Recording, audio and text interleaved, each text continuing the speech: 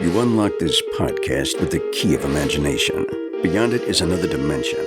A dimension of magic, a dimension of dreams, a dimension of Disney. You're moving into a realm of both wonder and fantasy, of news and ideas you've just crossed over into. Disney Coast to Coast.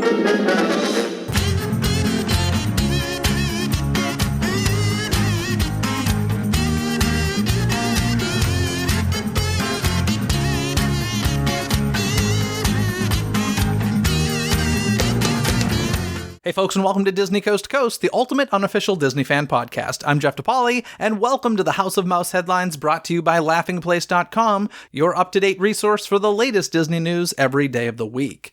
This episode is being released on October 6th, 2021, and here's what's been going on in the world of Disney recently. Walt Disney World's 50th anniversary gets underway, Disney settles one of its high-profile lawsuits, we get an opening date for Star Wars Galactic Starcruiser, and more. It's all coming your way right after this. If you're looking for Halloween apparel, head to whositswhatsits.com. It's that simple. They have so many things inspired by Hocus Pocus, The Nightmare Before Christmas, your favorite Disney villains, and more. So head to whositswhatsits.com or just click on the link in this episode's description and use code DCTC to save yourself 15% off of anything and everything you order. Hear the latest news from the Walt Disney Company in today's House of Mouse headlines. Disney Vacation Club members will soon have more options available at the villas at Disney's Grand Floridian Resort and Spa, thanks to an expansion and enhancement to existing villas that will debut in the summer of 2022. The project will add approximately 200 proposed resort studios, while existing villas will receive updates. The new resort studios will feature 2 queen-size beds and a daybed, with room for up to 5 guests. Elsewhere, DVC does offer rooms as large as the 3-bedroom Grand Villa, which sleeps 12, has a full kitchen, and more. To see concept art of these units for yourself, be sure to check out the Disney Parks blog. Well, apparently Disney must have heard my Disney Cost to Cost episode and decided to actually make a previous upcharge attraction free. This week, the Frontier Shootin' Arcade reopened at Magic Kingdom and is currently on free play. Previously, guests needed to pay $1 for 35 shots in the game, but can now do so at no charge. Incidentally, the Walt Disney World site still lists the attraction as temporarily closed, with the additional fee required not intact, so it's not exactly clear if this is a permanent change. Either way, be sure to enjoy this Magic Kingdom freebie. As part of a virtual showcase celebrating Walt Disney World's 50th anniversary, it was announced that Guardians of the Galaxy Cosmic Rewind is now set to debut at EPCOT next year. According to Imagineers, when it does open, the ride will be a family thrill coaster, described as being one step above the likes of Seven Dwarfs Mine Train, but not quite to the level of Rock 'n' Roller Coaster. With no other opening date details revealed other than in 2022, we'll need to wait for more updates on this long-in-the-works Marvel attraction. With Muppets Haunted Mansion set to materialize on Disney Plus later this week, the special is now getting an in-park push. Most notably, a Muppets Haunted Mansion pre-show can now be seen at Muppet Vision 3D at Disney's Hollywood Studios. Meanwhile, on October 8th, an exhibit with exclusive content from the film will be located inside the Main Street Opera House near the pre-show area for Great Moments with Mr. Lincoln in Disneyland. Of course, Muppets Haunted Mansion premieres on Disney Plus this Friday. Lest you thought that Disney's Magic Mobile service spelled the end for Magic Band, think again. Last week, Walt Disney World revealed that Magic Band Plus will arrive next year. These updated bands will feature color-changing lights, haptic vibrations, and gesture recognition, in addition to having a new design. More importantly, Magic Band Plus will be able to unlock new interactive experiences with the Fab 50 statues and in Star Wars Galaxy's Edge, while also taking on a glow-with-the-show-esque ability to sync up with nighttime spectaculars. Of course, they'll also retain all the same function as the current Magic Bands, and existing bands will continue to be supported. No exact time frame for the arrival of Magic Band Plus has been announced, but the first designs in the line are expected next year. Magic key holders at the Disneyland Resort will have the opportunity to book a special experience during Disney Merriest Nights this holiday season. Key holders who have purchased tickets for the event will be able to enjoy a unique dining experience at the popular Blue Bayou restaurant in New Orleans Square. Not many other details are known at the time I'm recording this, but we can expect to hear more as the events draw closer.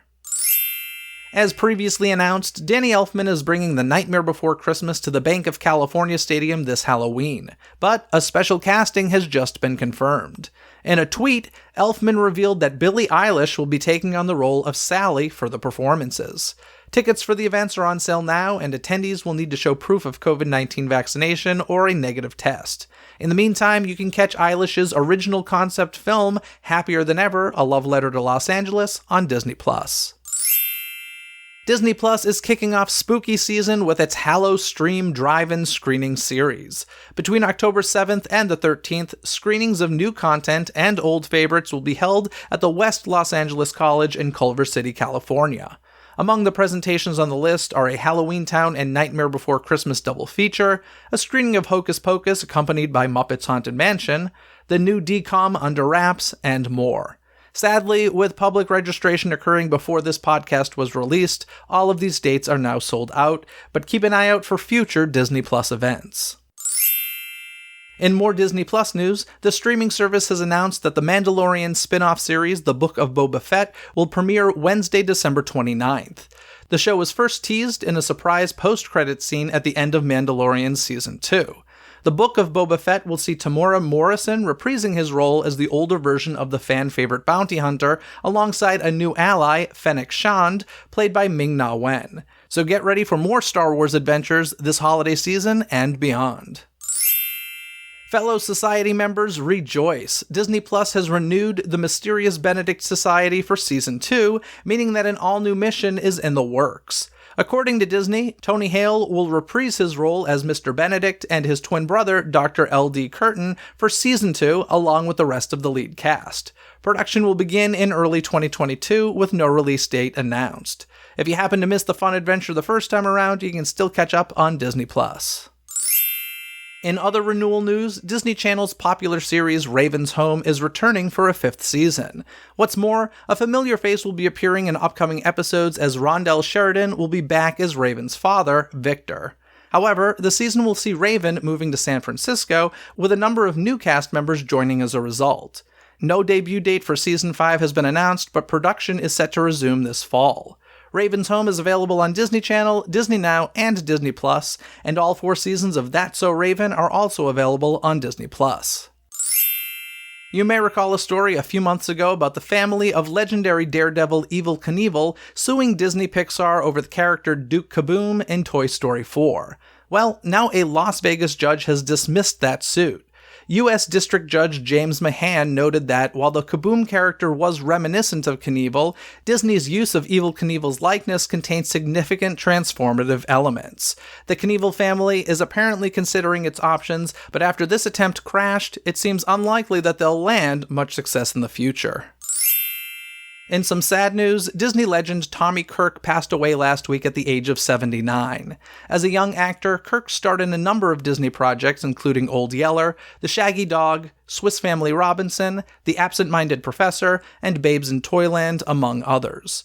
When Kirk was named a Disney legend in 2006, he shared a story about running into Walt at the Beverly Hills Hotel, recalling, quote, "He was with Hedda Hopper, the legendary columnist. He put his arm around me and he said, 'This is my good luck piece here,' to Hedda Hopper. I never forgot that. That's the nicest compliment he ever gave me." End quote.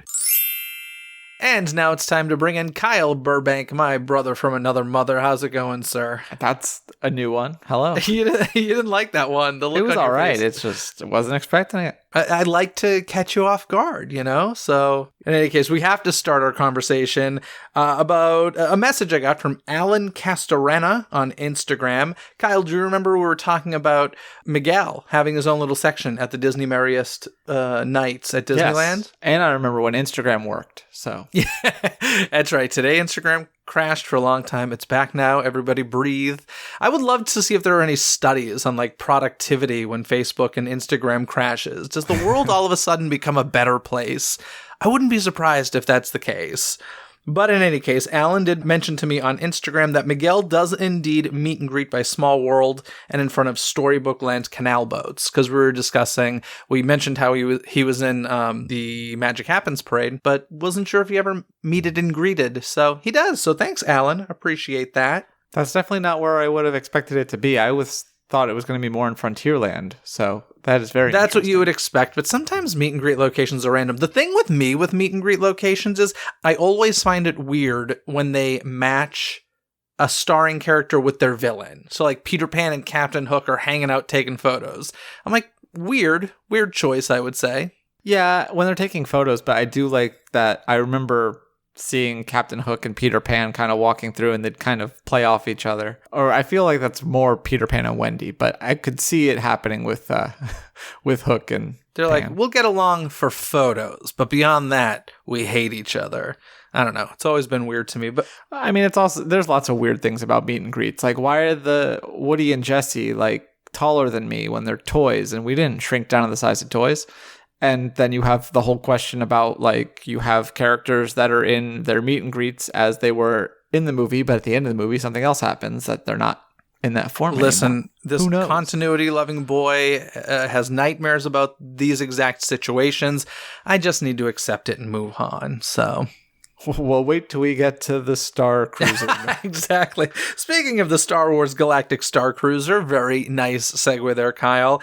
You can start booking, and we got opening dates as of, it's going to open on March 1st, 2022. And general bookings begin on October 28th. But if you're a Disney Visa card holder, you can book even earlier from October 12th through October 16th. And if you're an annual pass holder and or Disney Vacation Club member, you can book even earlier, October 7th through October 9th. Guess what? There's more, Kyle. If you are a Club 33 and Golden Oak member, you can book October 5th through October 6th. What is a Golden Oak member? Golden Oak resident. It's the fancy, there's houses that they have on Disney property that people, not that Celebration, cost a lot of money, but no. Oh, interesting. No, this is way ritzier. Huh. I didn't even know this was a thing. That's how fancy it is. I'll send you some links later. Awesome. So yes, the time has come, and it's kind of crazy to me. Like March 1st, 2022 is not far away.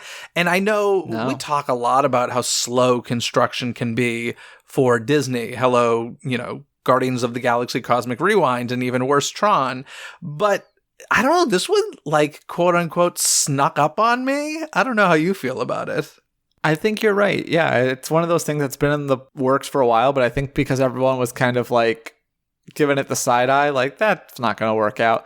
That's the fact that now it's like, oh yeah, it's, we're going to open in 6 months and you can start booking in 2 weeks or whatever. It's kind of crazy. Yeah, it's like, it's going to be real. I think that's the hard thing to believe. Like pretty soon, the Star Wars Hotel is going to be a real thing, and it's going to be a very, very interesting experiment. So basically, the news is March 1st, 2022, the first flight to space, quote unquote, and as early as October 5th, booking starts. But for the general public, that's October 28th if you get $5,000 plus laying around or whatever it costs in whatever level. So there we go. But we got some more news with the Star Wars Galactic Starcruiser, and we got the news that it will include a climate simulator. And the one big question that we've kind of had since the beginning is, what about cabin fever, right? Like, this is supposed to be a fully immersive, you're in space, and guess what? When you're in space, like, you can't really just go outside and get fresh air and see sunlight. So what are we going to do about cabin fever? Well, that question has been answered because they're going to be creating this climate simulator where it's simulating the climate of the planet that the Halcyon is visiting, which is essentially Batuu. And so if it's raining in Batuu, guess what? It's raining in the simulator because, of course, if it's raining in Galaxy's Edge in real life, the Star Wars Hotel is directly next door. I take issue. I know Mike wrote that. I don't think that that's 100% true in Florida. You could totally be raining on Batuu and not at the... Fair enough. The rain patterns and weather patterns are bizarre in Florida. So, but yeah, so what do you think of this? I mean, this is a big question of, is it totally ruining the immersion? Is it okay? I see both sides of the story here, but what do you think? You don't have to go outside, I'm sure. I don't think that they're going to force you to do that. I think it's clever. I think it's funny. It's You easy think to it's make clever? fun of. See, I think it's clever, funny, and funny and clever, very close together. I think it's the opposite of clever, but necessary, if that makes sense. Well, just coming up with this whole thing about a climate simulator, that's funny. Like, that's clever. Like, would you have thought of that? I would have thought of something better. But you know what I would love to see? Now, I know this kind of defeats the purpose of being like outside, but if it would be kind of cool if they could put up like glass windows where you couldn't really tell that there were glass windows, and it created like when we see the holograms, for lack of a better term. Is that the term that they use in Star Wars? Holograms?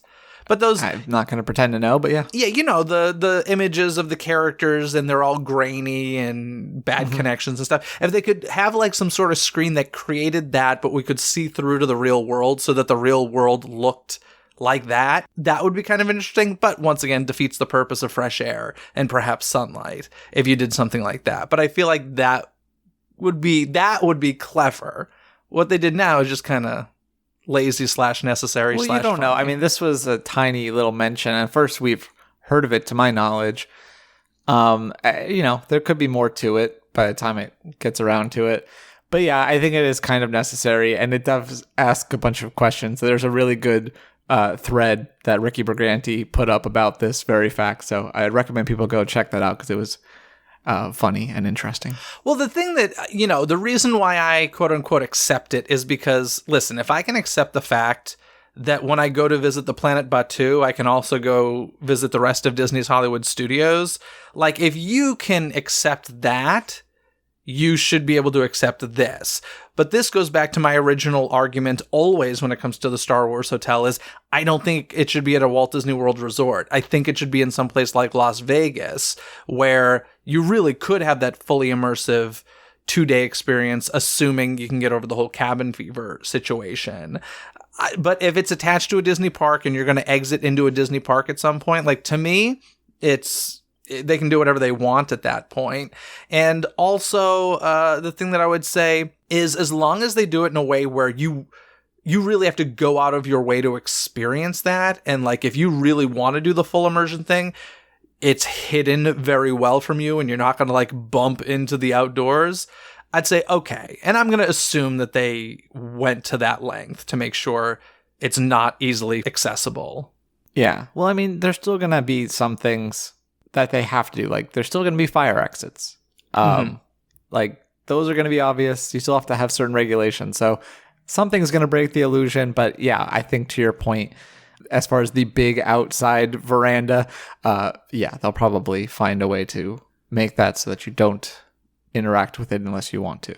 Yeah, so that's a thing that's happening. That might be good news for some who are worried about cabin fever. It might be bad news for others who feel like it's kind of a cheap way out. But regardless of whether or not it's cheap, I think it's necessary because cabin fever's real. And we all learned in 2020 staying indoors all day is not exactly fun all the time. So that's a thing that's happening. Yay! Now for something even more shocking than that, Disney and Scarlett Johansson have settled their Black Widow lawsuit. Okay, we know no details about this. It is an unknown settlement, but let's just say it must be a crap ton of money to keep the mouth shut, wouldn't you say? Yeah. That was a surprising thing to see on whatever day that happened, all out of nowhere. But then when the statements came out, even more surprising. He specifically calls out that she'll be doing Tower of Terror. Gotcha. Yeah. So Tower of Terror is still happening. So even though, listen, the statement that Disney made back in the day about this, to me, is unforgivable. And I'm sure it's something that Scarlett Johansson will not easily forget. But a huge payday makes it a bit less painful. And I'm sure it's just going to be one of those relationships, I'm sure, on both ends where it's like, okay, we're going to just keep our eye on this. Like, there's not going to be full trust from either party, I think, moving forward. But I think they both recognize that it's a mutually beneficial thing, which is a lot of show business, right? That's just or just business in general. That's business. So yeah, Tower of Terror is still happening. So that's the good news. Yeah, and I don't know if they previously actually announced it. It's just one of those things that got out there as being in development. So it's interesting to have that confirmed. Yep. And yes, I agree with you. Like, that first statement was so ridiculous. I wonder if the person whose idea that was still works there. Yeah. Well, I mean, Bob Chapek signed off on it, so I know. he still works there. Anyway, let's go to the next story. Amazon, Hey Disney custom assistant coming soon to Walt Disney World Resort hotels. Now, Disney announced this custom assistant, which will be in your hotel rooms at Walt Disney World, it sounds like. Hey Disney will feature authentic character voices and unique audio environments inspired by your favorite films and destinations, and more than 1,000 magical interactions to discover. I'm curious, because this is like all going through Alexa. I'm curious if Disney trivia is going to be part of it. I hope so. This is my first thought. I was like, well, authentic Disney characters and Jeff DePauli, I hope. Yeah, I mean, gosh, if my trivia voice is being played in the hotel rooms, that'd be kind of fun. Like, to be honest, I don't keep track with the Amazon Echo Dot Kids edition. Last I heard, my voice is still heard on there as the trivia voice. It'd be cool if it was part of the hotel rooms. I don't know. But, you know, one of the things with it being in the hotel rooms, guests are going to be able to use the new assistant to tell them when the park's open, the fastest route to the park, or where to get a meal, as well as make special guest service requests like ordering extra towels or food for room service. What do you think of this? I mean, I saw a lot of people kind of upset, like, oh, they're going to be spying on you. I'm like, I can't live worried about that crap. Listen, I know my phone listens to me all the time. I know that this exists in everyday life. If Disney wants to do it too, fine. Like, I guess that's the relationship we have. Yeah. I wonder if you'll be able to like turn off the mic or unplug it even if you don't want to deal with that. But also, they'll have the new Alexa or whatever the devices are. They're going to have those in the rooms. But then the Hey Disney thing will actually be available on other Alexa devices at your home and stuff too. Obviously, you're not going to order towels from it, but there will be a version of Hey Disney that's available more widely. So that's kind of interesting. If I could have it at home and be like, hey, Disney, I would like a peanut butter and jelly milkshake from the 50s Primetime Cafe, and that showed up at my house like 15 minutes later, I'll tell you what, that would be worth the price of a night at Star Wars Galactic Starcruiser. That'd be pretty epic.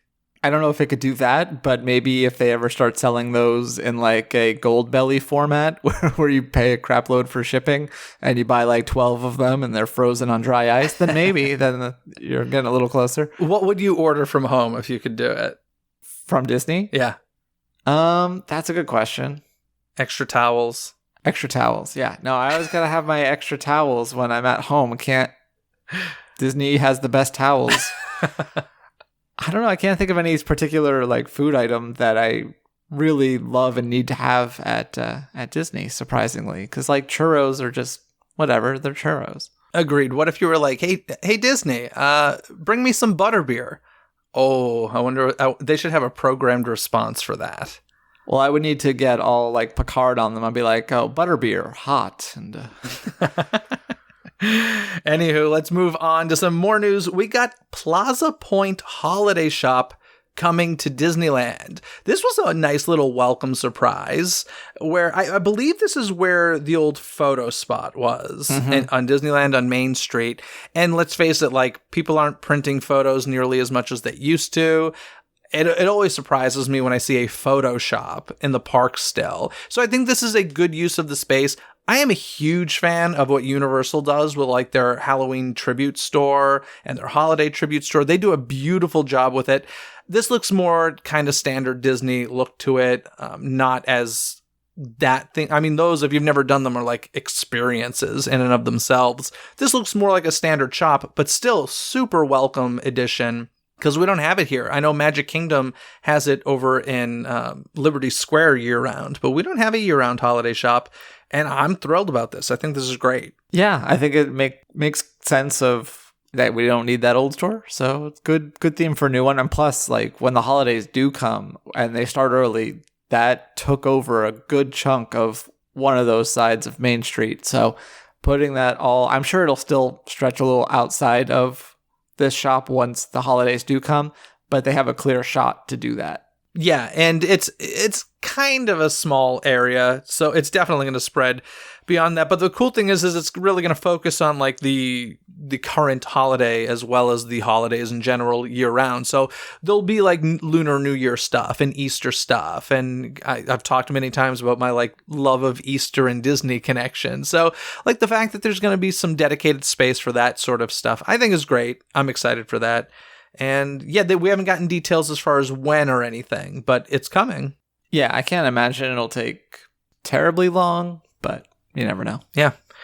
So beyond that, we got Disney on Broadway, which recently, reopened with The Lion King and even more recently with Aladdin the musical. Unfortunately, Aladdin has had to cancel performances because of COVID-19 cases throughout the cast of the show.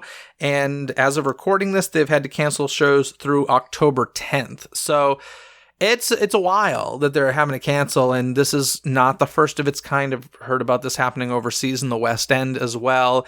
It's really kind of heartbreaking. I know that I have a trip coming up specifically to see a musical, and like I will be inconsolable if my show gets canceled. So I feel really bad for anybody making a special trip to see this show or anything. And obviously bad for anybody who it's like affecting health-wise. It's a crap situation.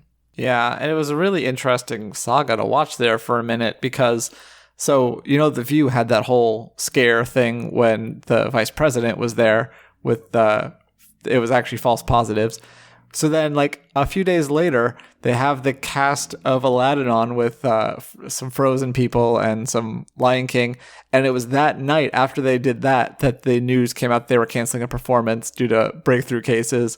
So I'm like, oh, that's great. The View is getting in trouble again. But then, yeah, so they canceled one and then did the next night and then canceled for like a week. So that's crazy. So hopefully everybody gets better there really soon, and hopefully it doesn't affect too many people's vacations. And yeah, I mean, live theater has to come back in some form, and this is just kind of the risk at this point.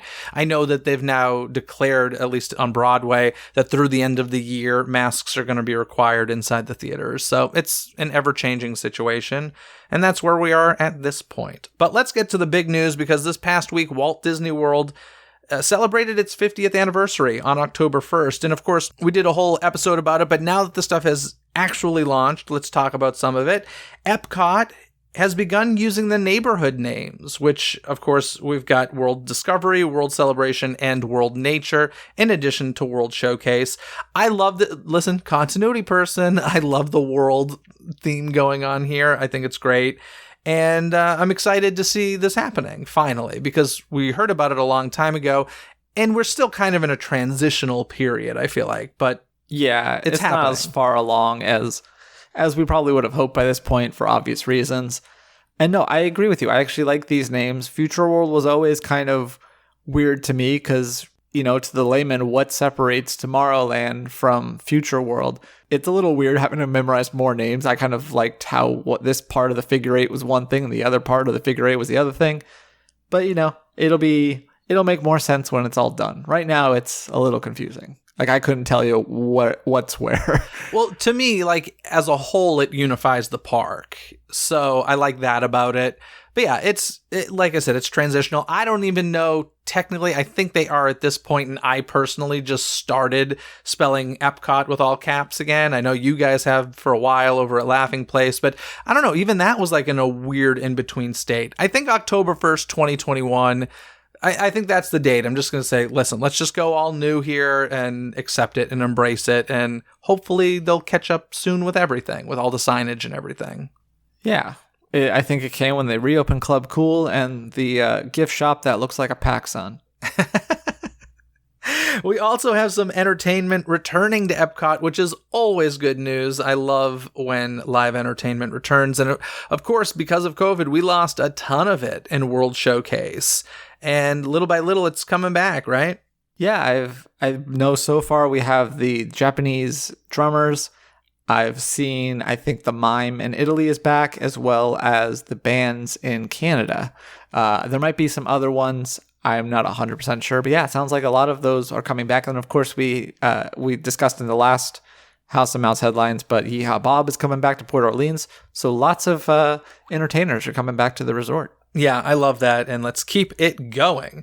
And then over at the Disney's Contemporary Resort, we got, they've been doing construction there and remodeling and new designs for a while now. We got a new Mary Blair-inspired lobby, and, it's good to see things moving forward. I gotta be completely honest, though.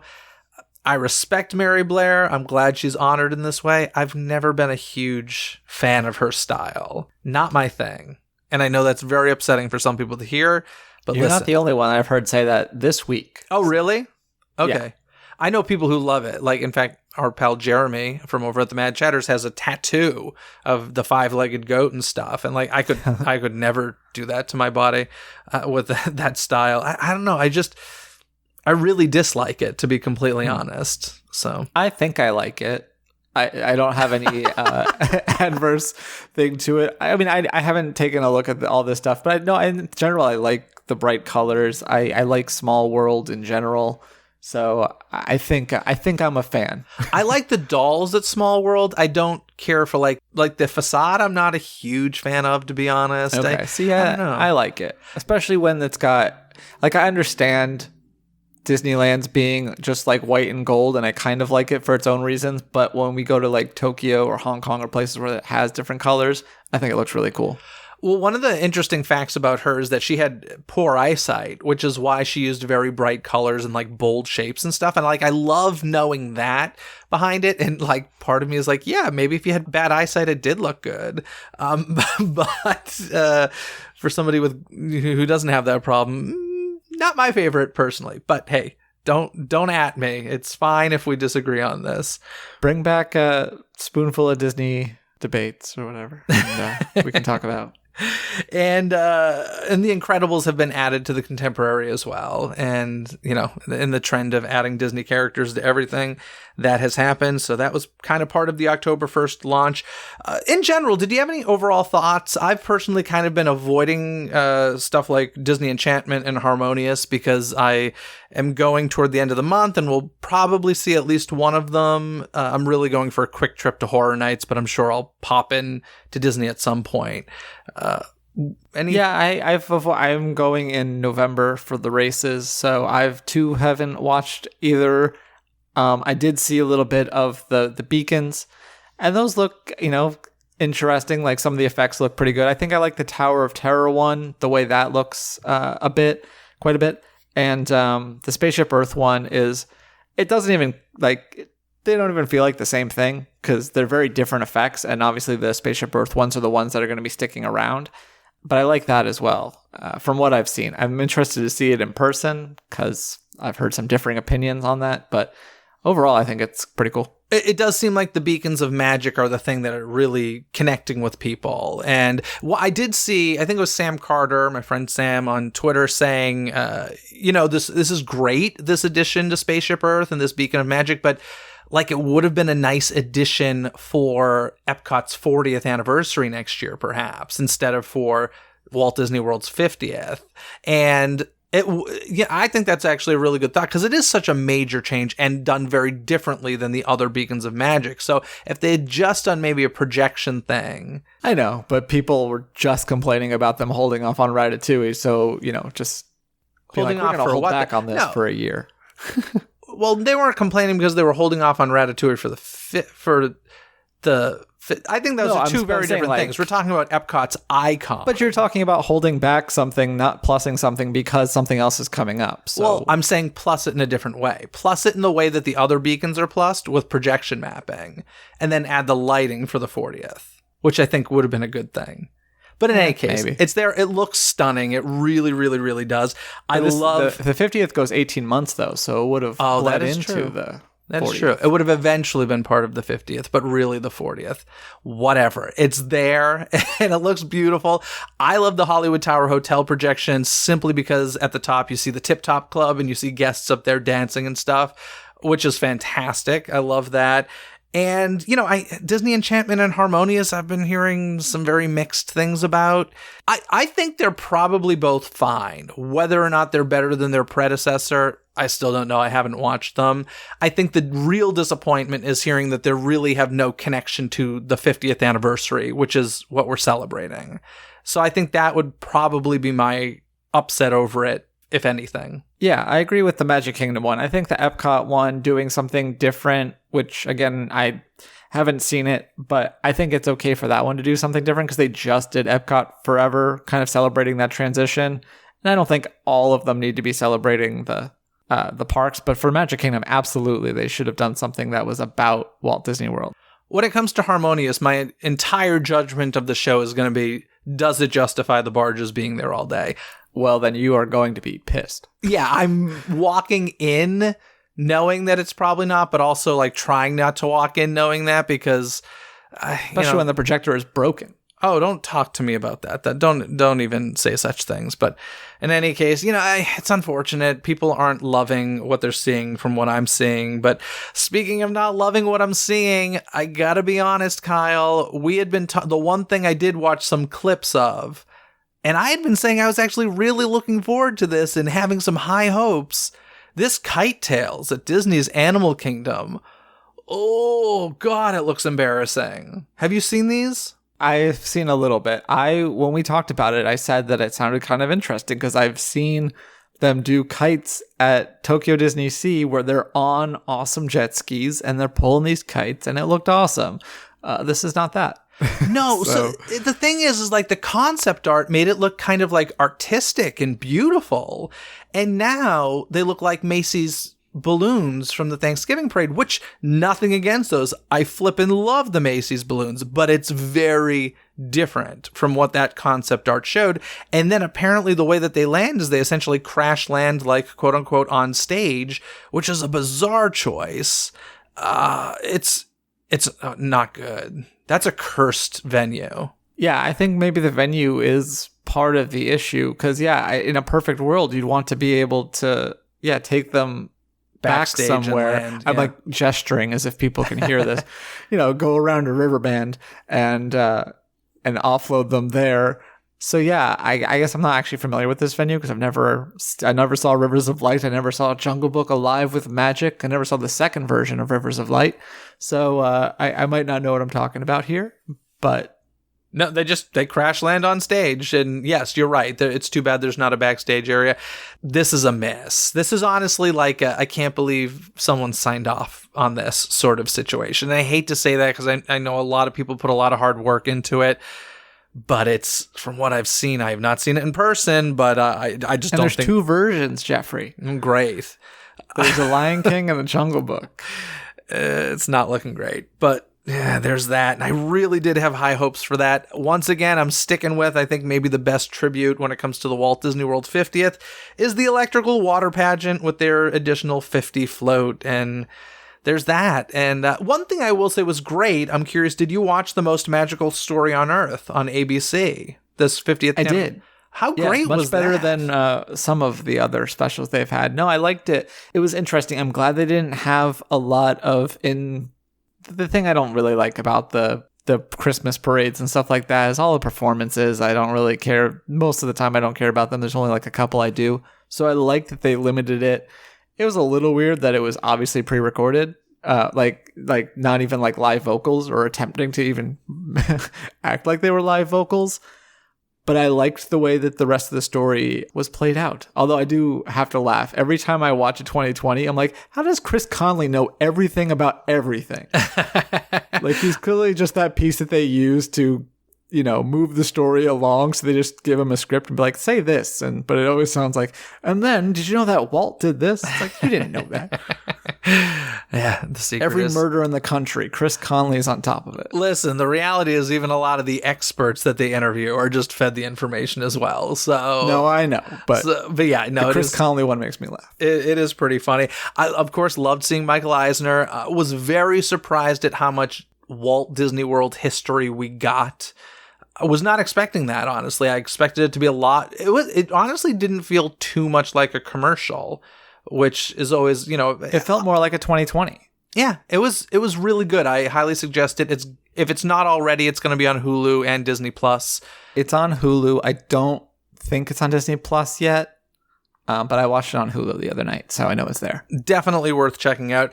It is interesting to see how little Bob Chapek is seen in the special. It's very, I mean, honestly, probably had about as much airtime as Michael Eisner, to be completely honest. So, you know, we've still got that problem at Disney. But they're talking about Breck is his son, right? Oh, yeah.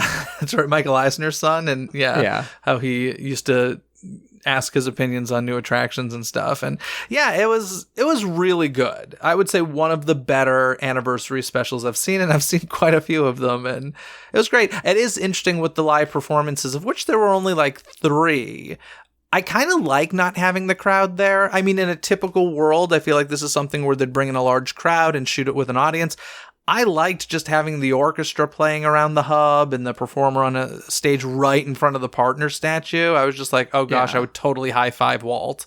Like, no question. It was a much higher quality of filming too than you usually get with like those live video cameras. Like, there was much more cinematic. Yeah, it was great. So there was that. And anything else you want to add about the 50th? I mean, obviously there's a ton going on, but those are kind of the highlights for me anyway. It's kind of crazy that it's 50 years. Like, I remember obviously the 50th at Disneyland was not that long ago. I remember my mom always wearing a 35th thing for, what was that? I don't know if that was Disneyland. No, it wouldn't have been Disney World, Walt Disney World. It would have been Disneyland. But yeah, I remember all these anniversaries. So 50 for Disney World is such a big deal. And so it's cool to have, I didn't get to go, but it's cool to have seen it happen. I loved seeing people that were opening day cast members going and wearing like apparel that proclaimed that they were opening cast members. I thought that was cool. And I'm looking forward to going and seeing this new stuff next month. And apparently every 25 years, Cinderella Castle needs to be pink. Some shade of pink. I'm a fan of Cupcake. I don't know what to tell you. I was there. I saw it in person. Did you really? I never ruin did. My experience one iota. I love it. Excellent. Well, before I let you go, I got to let you know, Kyle, because we're in October. Did you know that Halloween podcast is back? I did. It's in back. A new format and better than ever. Do you think so? I'm honestly a little scared by the format, to be honest. I haven't listened yet. I accept that. No, it's very different than season 1, and I hope people like it. It's definitely something I wanted to try. And, you know, I like, very much like with Disney Coast to Coast, I changed things up between seasons. I knew I was going to do that with that Halloween podcast. But if you are a Halloween-loving person, especially haunts, this is the season to listen to, as I've collaborated with 13th Floor Entertainment Group, and they have haunts all over the USA. And it's back. Wherever you listen to DCTC, you can listen to that Halloween podcast, and I hope that you do. And other than that, that's all I got, Kyle. Anything else you want to add? If people take anything away from this episode, let it be that Kyle liked the Cake Castle and Jeff hates Mary Blair. Oh, I didn't say I hate Mary Blair. I said I don't like her style. This is how rumors start, Kyle. Anywho, I'll talk to you again in a couple weeks with more Disney news, Kyle. See you then. To read more about any and all of the stories you've heard here today, simply visit the show notes link in this episode's description. You've heard the news, and now I want to hear what you have to say about it. What do you think of the recent 50th anniversary editions at Walt Disney World? Share your thoughts on that or any other topics mentioned in today's episode. Call 818-860-2569, and you may just hear yourself on a future episode of Disney Coast to Coast. On last week's episode, you can hear even more details about the big Walt Disney World 50th anniversary offerings, and next week, the Halloween fun begins on Disney Coast to Coast. The easiest way to make sure you don't miss any of the magic is by subscribing to Disney Coast to Coast on Spotify, Apple Podcasts, or wherever you listen to podcasts. Wherever you search, don't forget, it's Disney with a Z, Coast to Coast. This episode has been executive produced by Robert Scontrino. Gain rewards like Robert by visiting patreon.com/Disney with a Z, CTC. That link, plus the DCTC hotline and some free gifts from me to you, can all be found in this episode's description. Other than that, folks, have a magical day. Bye! Thanks for listening to Disney Coast to Coast. Have a magical day.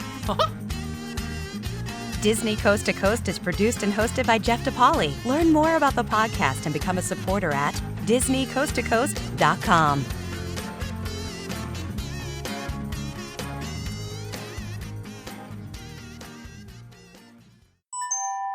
This podcast is part of the DePodcast Network. Learn more about this show, plus find more quality and entertaining podcasts at depodcastnetwork.com. That's DEPodcastnetwork.com.